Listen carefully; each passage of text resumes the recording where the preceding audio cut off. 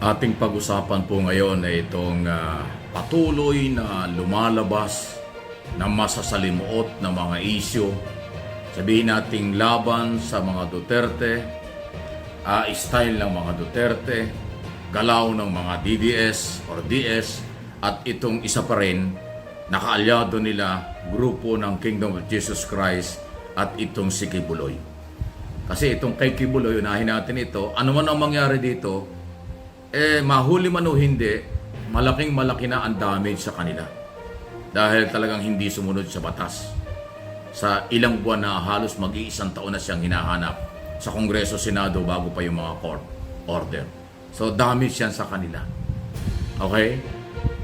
Dahil masyadong nagmatigas, kinalaban ang gobyerno, hindi sunod ang court order, so wala yung suporta sa mga professional, nakakaintindi, silent majority ng mga Pilipino. Sunod, ay itong sunod-sunod na rin po na mga akusasyon tungkol sa paglabag sa karapatang pantao, magulong dulot ng pogo under former President Duterte, at illegal drugs na ngayon ay may bagong expose. Yan nga po si Colonel Espinido na siya ay inutusan ng dating administrasyon sa kanyang mga ginagawa noong panahong mayroong pang kampanya dyan at malinaw na paglabag sa batas. Dahil dyan, kaya ako ito nababanggit, ilan lang yan sa mga issue na sa tingin ko, itong pagsawsaw, pagbibigay ng mga comment o anumang reaksyon ng mga politiko, identify kay Duterte at kay Buloy, mahihirapan talaga sila sa eleksyon. Dahil ang tao mas matalino, alam ng mga tao na kung sino ang karapat-dapat, alam ng mga botanteng Pilipino ang ginawa ng nakaraang gobyerno, at itong kasalukuyang galaw ng kampo ni Kibuloy, lalo na yung kailang panawagang people power, naku, isa yun. Wala namang nangyari. Meron daw silang 8 million. Hindi naman talaga totoo yan. From day one, hindi ako naniniwala dyan. Okay? Ako, paninindigan ko, wala pa silang 50,000 na mga membro sa aking opinion. So, paano sila makakakuha ng milyon?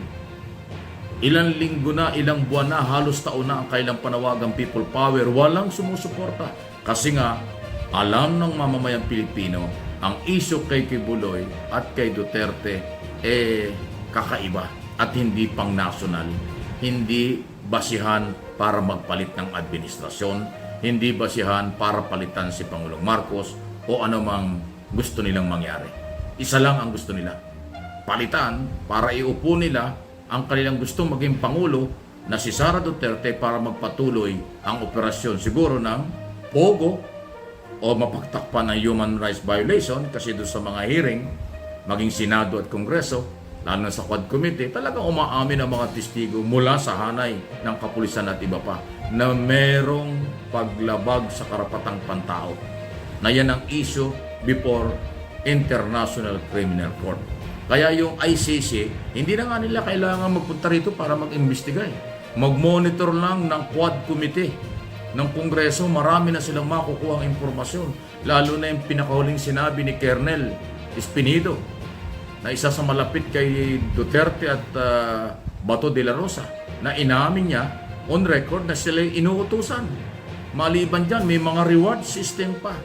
At inamin din ng opisyal na ito na ang sindikato ay nasa PNP. At inamin din niya na itong nangyayari ay drug lord war. Ibig sabihin, labanan ng mga sindikato na ang biktima ay ang maliliit na Pilipino. Collateral damage lang.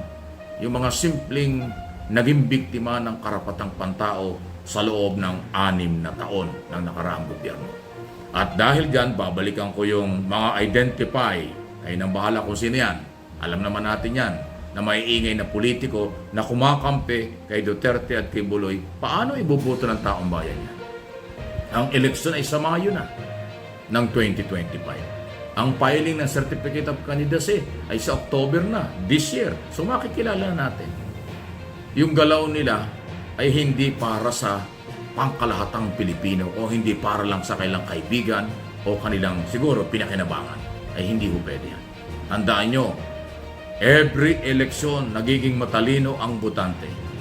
Every eleksyon nag-a-adjust ang mga botante dahil ayaw na nila pagsisihan ang kailang ibuinoto na pang sarili lang at hindi pang national ang galawan. Yan ang mabigat. Okay? Kung ang tingin ng mga politiko at political party madaling bulahin ang mga Pilipino, nagkakamali kayo. Dahil ngayon ay nagising na sila. Dahil din sa performance at pinapakita mga statement ng mga politikong kanilang pinaliwalaan ng mga nakaraang eleksyon na wala namang na-deliver sa mga panahong ito. Kaya yung investigation and aid of legislation ng Quad Committee ng Kongreso, maraming natutunan ang mamamayan dyan. Maraming nalaman dyan kung ano ang katotohanan. Yung mga pagharap sa mga public hearing mula kay Vice President Inday Sara Duterte tungkol sa kanyang budget, nakilala siya kung anong klaseng pagkatao meron siya. Na ang dating ay naging arrogante ang dating sa mga kongresista tungkol sa budget. Di lalo na siguro pagka umarap si Bato de la Rosa at si Duterte sa public hearing. Hindi ko naman alam kung dadalo pero open ang invitation ng komite sa Kongreso na sila ay bibigyan ng pagkakataong sumagot sa mga paratang at itinuturo silang lumabag sa karapatang pantao. At yung kinu-question ng legality ng Executive Order number 13 kung bakit nakapasok ang mga pogo na karamihan dito may mga kasong kriminal sa China.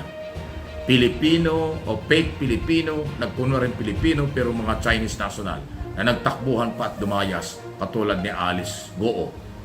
Okay? At iba pa. Pero mabuti lang at yung kapatid at saka si Kasandaong ay nahuli at naibalik dito. Pag kumanta yan, pag nagsalita yan, mas marami pang maiipit at tatamaan. Pati si Roque madadamay dyan. Okay? At iba pa. So, yan. Yung mga isyong ito, hindi ho ito pamumulitika, hindi po harassment. Buhay na katotohanan, maraming dapat ipaliwanag ang nakaraang gobyerno. Tapos yung grupo nyo mananawagan ng pagpapalit ng gobyerno, gusto nyo palitan si Pangulong Marcos, sino sasama sa inyo? Ilang beses na kayo nagrally sa Liwasang Bonifacio, nagpunta kayo ng EDSA Shrine, wala pa kayong 20, minsan isa, dalawa lang, marami pa yung vlogger na bumubuntot sa inyo, nagtipon-tipon kayo sa Davao, nanawagan kayo na kayo suportahan, walang dumating. Kasi ang mga police at military organization ay mga professional. Non-partisan niyang mga yan. Hindi yan magpapagamit.